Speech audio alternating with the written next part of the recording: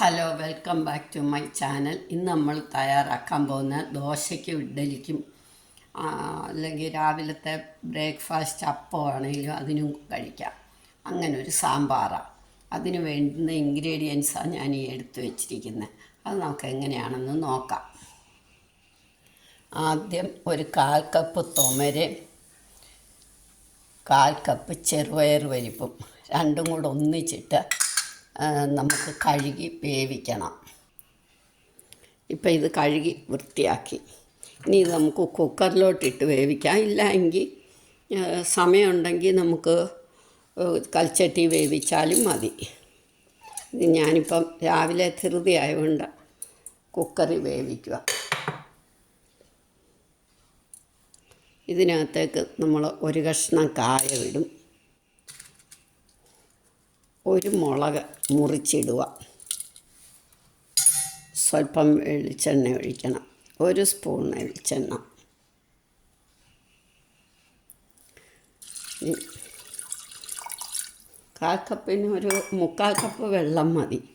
ഇനി ഇത് നമുക്ക് അടച്ച് സ്റ്റൗവിലോട്ട് വെക്കാം.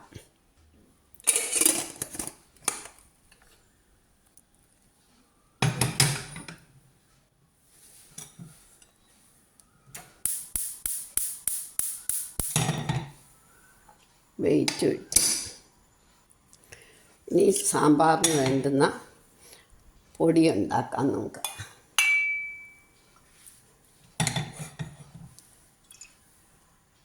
ഒരു ടേബിൾ സ്പൂൺ എണ്ണ ഒഴിച്ചു, ഒരു ചെറിയ കഷ്ണം കായം,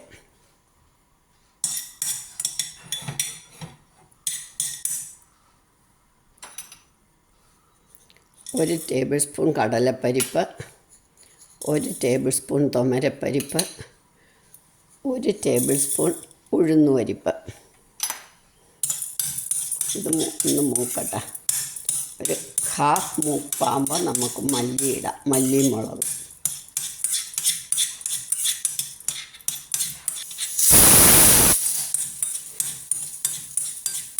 ഇപ്പം നമ്മുടെ പരിപ്പൊക്കെ പകുതി നമുക്ക് മല്ലി ഇടണം.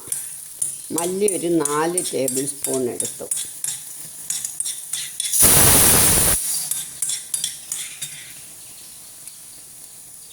ഇനി നമുക്ക് മുളക് അവരവരുടെ പാകത്തിന് ഞാനൊരു 5 മുളക് എടുത്തു. ഇപ്പം നമ്മുടെ തുമര വെന്തു. ഇനി നമുക്കത് ഓഫാക്കാം.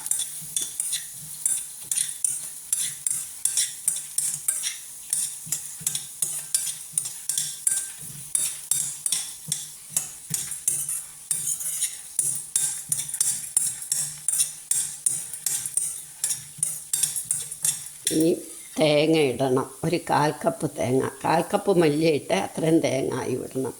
4 ടേബിൾ സ്പൂൺ മല്ലി. അപ്പോൾ തേങ്ങ തണുത്തതാണ്, ഫ്രിഡ്ജിൽ ഞാൻ തിരികെ വെച്ചിരുന്നതാണ്. അതുകൊണ്ട് അതൊന്ന് തണുപ്പ് മാറണം. 2 കറിവേപ്പിലയും കൂടി ഇടാം.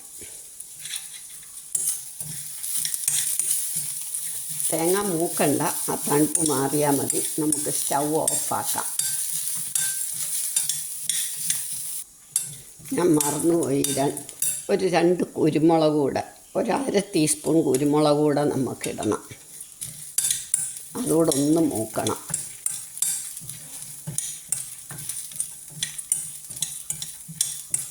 അതുകൊണ്ട് ഞാൻ സ്റ്റൗ രണ്ടാമതൊന്നുകൂടെ കത്തിച്ചു. ഇനി നമുക്ക് സ്റ്റൗ ഓഫാക്കി ഇത് മിക്സിയിലേക്ക് എടുക്കാം.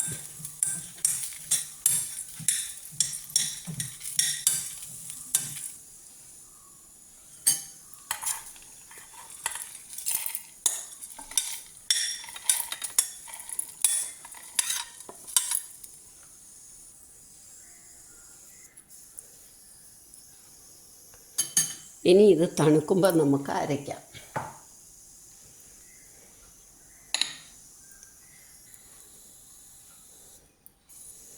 ആ സമയം കൊണ്ട്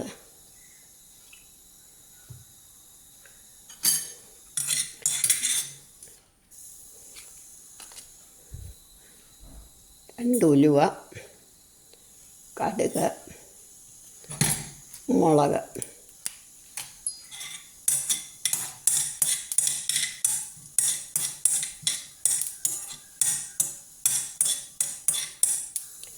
കടുക് പൊട്ടി തുടങ്ങുമ്പോൾ കറിവേപ്പില,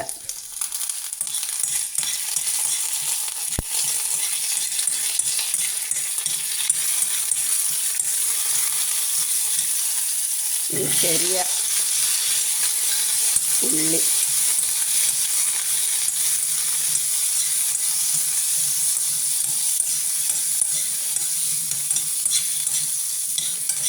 ചെറിയ ഉള്ളി വഴന്ന് കഴിയുമ്പോൾ ഞാൻ 1 കപ്പ് ചെറിയ ഉള്ളി എടുത്തു.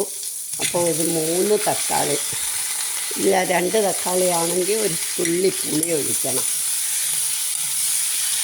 3 തക്കാളി ഇട്ടിട്ട് പുളി ഒഴിക്കുകയാണെങ്കിൽ നമ്മൾ തുള്ളി ശർക്കരയും കൂടെ ചേർക്കണം. തക്കാളി ഇട്ടപ്പോൾ ഞാൻ ഒരു 1/2 സവാള നീളത്തിൽ അരിഞ്ഞ് അതും കൂടി ഇട്ടു.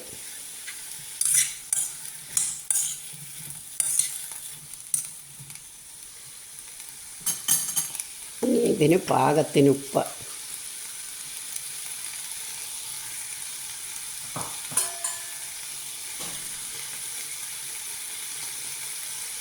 മഞ്ഞൾപ്പൊടി ഇടണം. മഞ്ഞൾപ്പൊടി ഇത് നന്നായിട്ടങ്ങ് വഴറ്റണം.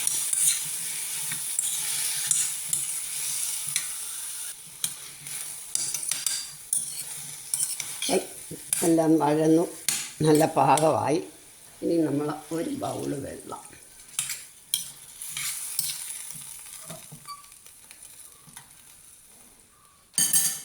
ഇതൊന്ന് തിളയ്ക്കട്ടെ. അപ്പോഴത്തേക്ക് നമുക്ക് തേങ്ങ അരച്ചുകൊണ്ട് വരാം. ഇപ്പോൾ ഇത് നല്ലതായിട്ട് പൊടിച്ചു. തേങ്ങ മാത്രമല്ല, തേങ്ങയും മല്ലി മസാലകളെല്ലാം നന്നായിട്ട് പൊടിച്ചു.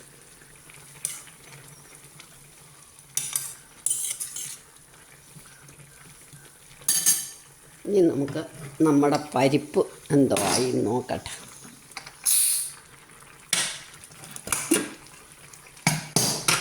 പരിപ്പ് നന്നായിട്ട് വെന്തിരിക്കുക. നല്ല വെന്തോ നമുക്കിതിനകത്തേക്ക് ചേർക്കാം.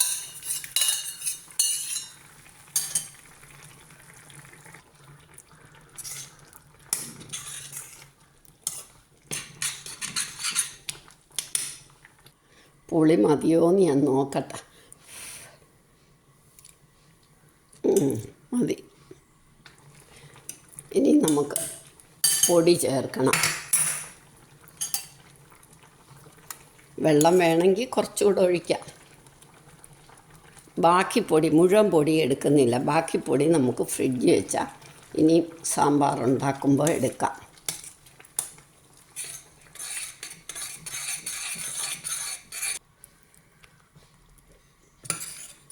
അപ്പോൾ നമ്മളുടെ സാമ്പാർ റെഡിയായി. എല്ലാവരും ഇതുപോലൊന്ന് ട്രൈ ചെയ്ത് നോക്കണം. ഇഷ്ടമായെങ്കിൽ ലൈക്ക് ചെയ്യണം, സബ്സ്ക്രൈബ് ചെയ്യണം, ഷെയർ ചെയ്യണം, കമൻറ്റ് ചെയ്യണം. നമുക്കിതൊരു മിനിറ്റ് ഒന്ന് അടച്ചു വെക്കാം. എന്നിട്ടേ നമ്മൾ സെർവിങ് ഡിഷിലേക്ക് എടുക്കാവൂ. പുളി വേണ്ടിയവർ കുറച്ചുകൂടെ പുളി ഒഴിച്ചിട്ട് സ്വല്പം ശർക്കരയും ഇടണം. പുളി പാകമായിപ്പോൾ.